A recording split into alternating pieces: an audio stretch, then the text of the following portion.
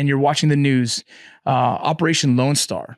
I think that whoever's in power, the states are sort of the ones that are able to sort of advocate against what they see as wrong. And under the Trump administration, it was California and New York that were, litigating and doing a lot of these big changes in policy that they didn't think the federal government was doing the right thing. And it seems like Texas has sort of taken that upon them. The Supreme Court has always said that immigration is specifically in the purview of the federal government, because the president is the executive branch. They are solely in charge of dealing with the international powers, and immigration is solely international, right? It's by definition, what's international is through immigration. So you're messing with international policy, is what the Supreme Court has always said on the issue.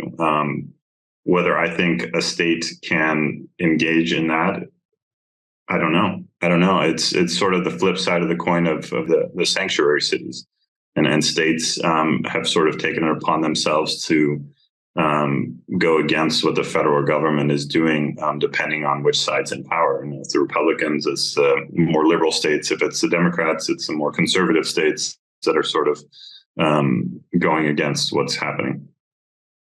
Yeah, there's a lot of controversy on the implementation of razor wire and those buoys, because they, from the news perspective, they've caused death. But I think from my perspective, anyone entering illegally, they risk that. There's a lot more drownings than anything. But I understand it seems like harsh. Some of the pictures are taken out of context personally, because I know the area. I used to work that area. But using things like Connex boxes and barbed wire and the buoys from your position as an immigration lawyer, is that considered more like a harsh punishment? Do you understand why they use it as deterrence, or how do you just personally feel about that kind of form of deterrence?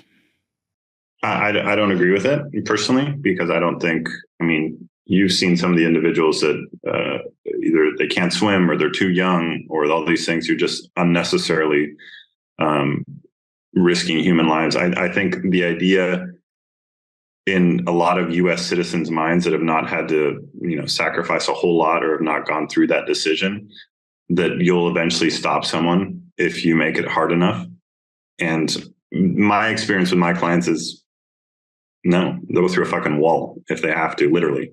And so whatever you put in front of them, you're just going to kill people, unfortunately. And so if that's what Governor Abbott and Texans think is the best thing, then I don't agree with that, because I think deterrence, when you're looking at death in your own country, you'd rather risk it to try and enter and to be safe.